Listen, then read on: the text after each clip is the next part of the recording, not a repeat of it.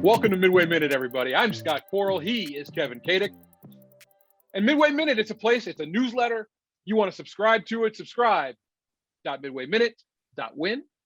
Subscribe to us on YouTube. Hit that button. You know where it is. It's right down there. Kevin, the Bears, another turn. Who is going to be the quarterback? I mean, this is like part 3. But seriously, like now things have changed. Here's the thing, Scott. Do we even want them to settle on a quarterback? Because I feel like the fan base is having such a fun time just figure out, chasing every stray rumor. Like, it's keeping us busy. From a YouTube perspective, every time we throw out a Bears quarterback video, the views go through the roof. So I'm not opposed to it. But yeah, it's right now we're taping this. It's March 11th. The Bears still don't have a quarterback other than Nick Foles. We don't want to see him as the starting quarterback week 1 of the 2021 season. But they've got to put a huge package together right now to pry away either Russell Wilson or Deshaun Watson and really change the course of this franchise. Let's start with Russell Wilson. He's 32 years old. He put out, a couple of teams that he would go to out there. One of them has already been eliminated, the Dallas Cowboys. They signed Dak to the big contract. The other ones are the Saints, the Raiders, and the Bears. If you're the Raiders, at any point do you see Russell Wilson with the Bears in 2021? Okay, but I think it may be more of a process of elimination. If you're the Raiders, do you really need Russell Wilson? Sure. You have David Carr. He's contractually much cheaper. I mean, even at $20 million a year, he's much cheaper than Russell Wilson. And under that system, you have a guy who's already understood what John Gruden wants to get across and has played pretty well in the last couple of years. So sure, why should the Raiders go after Russell Wilson? They don't, or at least they shouldn't.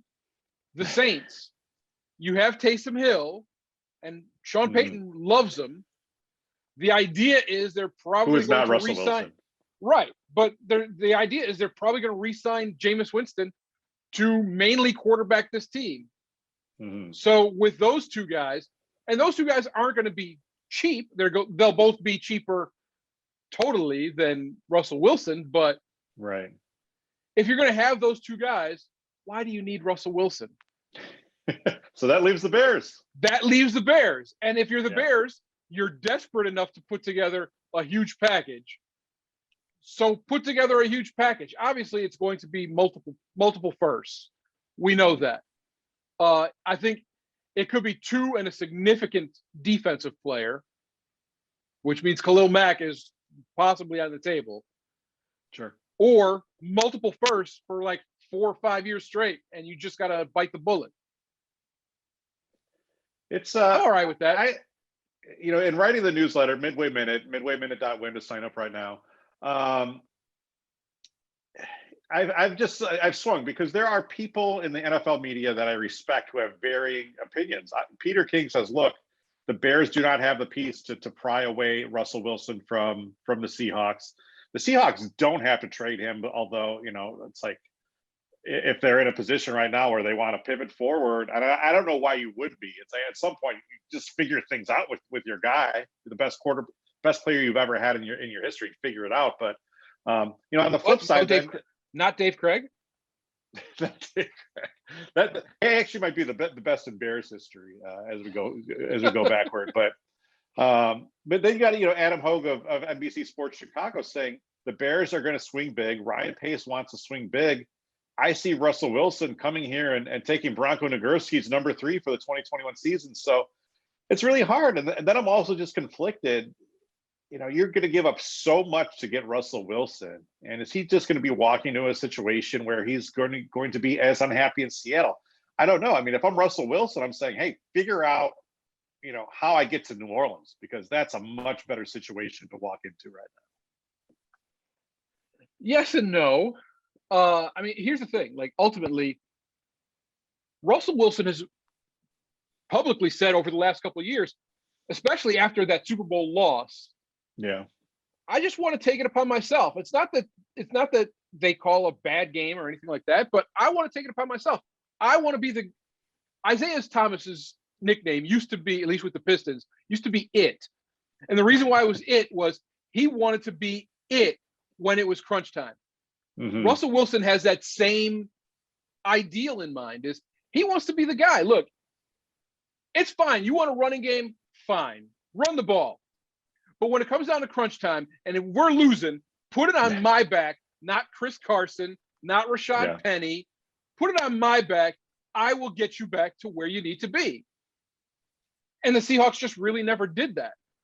So I understand being frustrated in that situation, but I also think that Matt Nagy, it's not that he doesn't want to run the ball, but he'd rather have a quarterback like Russell Wilson that will allow him to run the ball properly, to have weapons actually catch the ball, and probably not get into fights with Chauncey Gardner-Johnson. To me, it would create such an interesting power dynamic because you have Russell Wilson here coming to save not only the franchise, but also the jobs of Matt Nagy and Ryan Pace. And he's a guy who wants to call the show, who has earned the right to call the show. But, so it's like, what happens to Nagy and Pace then? It's like, where do they fit into it? I mean, do they become completely subservient to the quarterback? Nagy might. I mean, here's the thing. I think Russell Wilson is not dumb. He is extremely intelligent. We saw that at Wisconsin. We saw that at NC State. Right. We see that with the Seahawks. He's a guy who's got it, both, inside and out of football. He understands the game. Well, Trubisky never did. Hold on, Scott. How smart can he be if he wants to come to Chicago Bears? Just kidding. I didn't look. Hey, everybody out there! I did not say that. I want to make sure everybody knows I did not say that. So, I did. Okay, go ahead. But when you have a guy that is intelligent, that has the football acumen, that's the guy you want. Whether it's at quarterback or middle linebacker, you have your corner. You can have your cornerstones. Roquan Smith is starting to show that he is that middle linebacker that the Bears have had over the past several decades. He is in that mold. You need somebody on the other side of the ball that can be in that mold. And the only person that can hold that title is the guy who handles the ball every single play. And I don't mean the center. I think that's what the Bears have been missing. You look at the successful quarterbacks in the last, 20, 25 years. They're all in that CEO mold, right? Like they are the person who runs the entire facility. It's not necessarily, obviously, Belichick has his stamp in New England with Tom Brady, but Tom Brady was still his own guy, who was still the person who got everyone to line up for him. Jake Cutler may have been a great quarterback. He wasn't that guy. Mitch Trubisky, real likable guy, wasn't that guy. Russell Wilson is that guy. I mean, he is the guy that, the one thing I love about Russell Wilson is like every interview he does, he always ends with "Go Hawks." Like he even has the branding down. So I think him coming into the Bears, it's like it would be such a great culture shift for Halas Hall, something that just hasn't existed probably ever. Agreed. And who better, think of it this way: if the Bears ended up swinging and actually hitting that home run to get Russell Wilson, I promise you this: week 1 of 2021, your national anthem singer will be Sierra. It will I don't be have a Sierra. problem with that. It beats Ben Zobrist's ex-wife. I'll say that. Also, I didn't say that. You can pin that on me too, Scott. It was not me. So the one reservation with Russell Wilson is he's 32 years old. And we can all sit here and say, hey, look, Tom Brady just won at the age of 43. He still has a lot left in him, and he probably does. But does that, obviously, Deshaun Watson is a lot younger. Does that make him more attractive than Russell Wilson to you? For a couple different reasons, yes. Watson over the next 2 seasons will cost, I believe it's somewhere in the realm of about 56 million, whereas Wilson will cost about 80 million. That's a tough That's a tough pill to swallow. Yeah. Yes, he is younger, but you also have, and especially in comparison to Tom Brady, Russell Wilson will run, Deshaun Watson will run. Two guys that put themselves in position to get hit. And I'm not saying that they do on a regular basis, but I think they're both very smart runners. Wilson has definitely learned to slide, using his baseball acumen. But that's one of the reasons why Tom Brady has lasted as long as he has. He hasn't taken a lot of hits. Drew Brees is younger than Brady and unofficially has retired because he has taken a lot of hits. I mean, for a guy as small as he is, he's taken an inordinate amount of hits over the last several years. He also likes to eat strawberries, which puts him at a disadvantage in comparison to Tom Brady, right? So yeah, because Tom Brady only eats only organic, and he's got his TB12 nutritional supplements and his Under Armour yoga stuff. Come on. Right. But I love if you're either of those guys and you're looking at the Bears offensive side of the ball, you're coming to a unit that has an offensive line that is still in flux. If you're optimistic, you're saying it's getting there. If you're pessimistic, you can say it's still a mess. You have Allen Robinson, who could be playing unhappy if they don't find a way to extend him. I'm not sure. Have a number two receiver, a bona fide number two receiver. Darnell Mooney might get there, but I don't think it's maybe quite there yet. Anthony Miller is whatever he is. Cole Kmet, that's attractive. You don't know if you're going to be getting Jimmy Graham back. They could get some savings by cutting him. That'll probably happen. So looking at that, are you David Montgomery, obviously a big thing, although he could go in a trade as well. So if you're either of those guys, do you want to come here and can you expect to succeed? So I said this, it was early in the year. It was while Nick Foles was playing, but I said, it's amazing how many holes open up when you can throw the ball, when you can hit receivers and they can catch the ball. That's true. I'm not sure. I mean, if the Bears ended up getting Russell Wilson, if I'm Allen Robinson, I'm like, Simon, I'll take $60 million as opposed to $20 million just so I can play with Russell Wilson for the next 3 to 4 years. Absolutely. I would absolutely do that. I don't think that's how it works, but okay. But I mean, sometimes just to win, you take a little less. If that's what it's going to mean to fit him into the salary structure, hey, maybe Khalil Mack, if he doesn't get traded, might restructure his contract. Kyle Fuller might restructure his contract. I think, the big thing that the Bears are going to have to face isn't trying to get Russell Wilson or Deshaun Watson. It's who else is going to be gone. And right now, I would bet, and it's unfortunate because I love what he's done with the Bears for the last several years. But the more I keep thinking about it, the more I feel like Akeem Hicks is gone. I definitely agree. I don't want to think about it that way, but I just don't see how he fits. Yeah, I think he's a luxury. We've talked about this before on this YouTube channel. Akeem Hicks, I think, is a luxury for 2021, and I think you do have some answers there. I mean, they've had to struggle with him going through injury the last 2 years, so I don't think he's necessarily a necessity. You've got Eddie Golden coming back. Bilal Nichols maybe takes the next step. So I think he's definitely gone. They just cut Bobby Massey to save that. They're in cap trouble as it stands with the cap coming down because of this pandemic. You kind of wish that they had been able to factor in these new TV deals, but that's just not going to happen for this time. So it's going to be interesting. I mean, Ryan Pace has so much to do right now, even outside of figuring out that quarterback position. Is he getting any sleep? I have zero idea. And the thing is, it's a lame duck year too. Presumably a lame duck year, you would think so. You'd almost rather have a new GM in there really charting the course and figuring out where they want to go. But that's the thing. Like, if Ryan Pace gets Russell Wilson, Deshaun Watson, there is no more lame duck. The only lame duck might be Nagy. and that's just, his offense doesn't translate with their skills, whatever the case is. I doubt that would happen, but there won't be any more lame duck if Pace swings. Well, I think Nagy's future, if that happened with Watson or Wilson, it goes back to that power structure. Those guys have to say in who that coach is and whether Nagy comes back.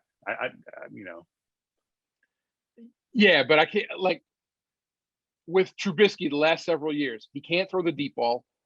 He hasn't been able to connect with anybody. I believe it was 8 of 31 this past year. He was 31st out of 32 quarterbacks that qualified, or maybe 30th out of 31, something like that, who qualified. That's not going to get it done. Right. We have talked about it. Fans have talked about it. In order for that offense to work, you have to be able to stretch the field. 8 of 31 of 20 yards or more, that's not going to get it done. You don't do that well. Yeah. Not being able to throw the deep ball. They had to get a better quarterback than Trubisky. The question is, because we know Foles ain't in. Just who do you get that could actually potentially be a lot better than Trubisky? Yeah, and a lot better. It comes down to these two quarterbacks, and I've sat here and said, hey, let's take a chance on Sam Darnold. If you're not going to be able to get those two guys, is he a lot better than Trubisky? Probably not, but I'm willing to figure it out for a 2021 year. By the way, he did throw a good deep ball to Javon Wims. I hate to remind you of that. I remember that. And then I believe. Let me see if I can demonstrate. How is that? Was that good? That's good. Scott, I want you right now. So here's an interesting thing. Our friend Sam Panayotovich of a Chicago guy, runs the Chicken Dinner Gambling podcast. He talked with a bookkeeper. They actually took down the futures market for Russell Wilson's future team. They don't want to take any money out. Their bookkeeper said, I did a 180. So, Vegas is usually ahead of the curve on stuff like this. What percentage would you put on the Bears starting 2021 with Russell Wilson as their quarterback? That's the thing. It's either going to be there really is no percentage outside of 100 and 0. That's it. There's it's not 70% or 60. I think they want Russell Wilson more than Deshaun Watson, because if they got Deshaun Watson, that's Ryan Pace fully admitting, I screwed up so royally. Yeah. And now I got this guy coming in who I basically never really talked to, who, I spurned draft day, and he might harbor that against me. So I don't think Deshaun Watson is going to be in the Bears' future. I do think Russell Wilson is. So 50% chance, 60% chance. You got to pick between 0 and 100, Scott. Well, my thought is either they get him, or they're going to have to go with a very bad plan B, which either might mark Alex Smith. Okay, so you're saying that. So you're saying 0% chance that they get Watson is what you're saying. 0% chance for Watson, correct? Okay. All right. I don't know what to put. I think it's Wilson or bust. Yeah. Like I said, I still can't get my head around why Seattle would possibly give up Russell Wilson and not figure things out. And I understand things go bad. It doesn't seem as bad of a situation as the Texans and Deshaun Watson. At some point, you got to figure this out. You got to I know you don't want to cut him in on team equity, but at some point, it's okay, what do you need to give this guy to get him to stay? Because Seattle already knows how hard it is to find a good quarterback. I mean, they had a really good one in Matt Hasselbeck, and he still wasn't as good as Wilson has been for them the last 8 or 9 years. So they know. I mean, even if you get, it's hard to get another Matt Hasselbeck, let alone another Russell Wilson. So to me, I don't see the Seahawks saying, okay, this is something we definitely need to do, especially when you factor in that cap hit. How bad is the relationship between Wilson and Pete Carroll and him and the GM? I mean, that's really when the Seahawks took that shift away from Russell Wilson in 2020, that started everything. Plus, that offensive line was in shambles. And it's not like giving up Jermaine Fetty was the problem. That really wasn't their problem. But Walter Jones is not walking through that door. No. It certainly didn't help. And, he needs to go to a line. And right now, the interior of the Bears offensive line, maybe one of the more elite interiors in all of football. I mean, people are still going to have questions about Charles Leno. Obviously, you just cut Bobby Massey. We know that at least one position is unmanned. But you still have James Daniels coming back. You have Cody Whitehair, who might be restructured, but I really hope that he can restructure his contract to fit in a larger salary. And Sam Mustipher played extremely well. So you have three guys that really can anchor that offensive line. So you're not getting those blitzers up the middle. You're now going to have to go to the outside. I think Russell Wilson likes that. I think David Montgomery likes that. So, and which means that Matt Nagy will like that. They just have to get a quarterback that can throw the ball deep, 15, 20 yards downfield, and then open it up. The offense does that. They just need a quarterback to execute it. Yeah. Well, it's certainly going to be interesting. It's a great offseason. No matter what the Bears are, we always love tuning in and talking about what's going to happen. We're going to do more draft coverage as the draft gets closer here in April. So make sure you subscribe to the Midway Minute newsletter to keep track of everything in Chicago sports, not just football. That's at midwayminute.win, WIN. I am Kevin Kaduk. That is Scott Koral. Thank you for joining us, and we will see you next time.